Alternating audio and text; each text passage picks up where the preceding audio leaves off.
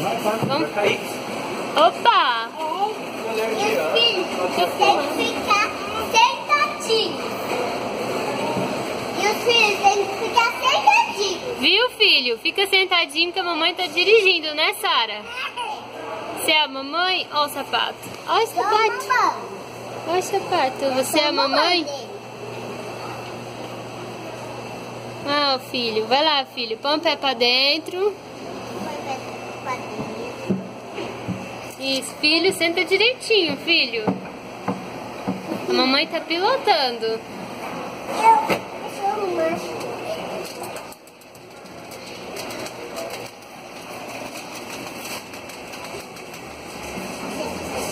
Filho, senta direitinho, filho.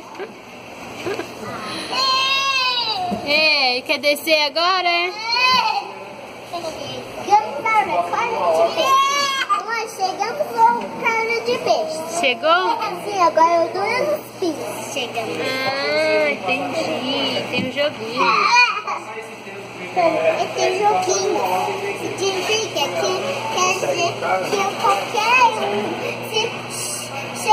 chegou. É, então vamos agora embora? Vamos sim. Olha o filho aí. O que aconteceu, filho? O que aconteceu, filho? Embora de mentira. Tá, dirige, filho. Deixa o filho pilotar. Mas ele É? Agora eu. Não empurra o filho. Né, Davi? Davi quer pilotar também. Ei!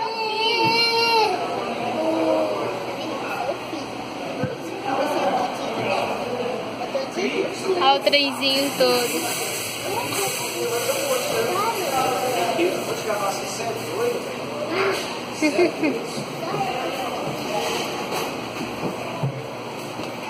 E aí, galerinha, vamos embora? Vou embora assim. Então vamos.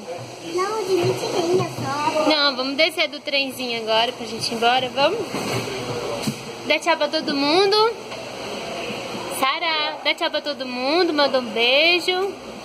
Se inscreva no canal, quem ainda não é inscrito. Né? E a Sara, toda vez que a gente vem no mercado, a Sara brinca no trenzinho, né, filha? A gente tá no mercado, ó.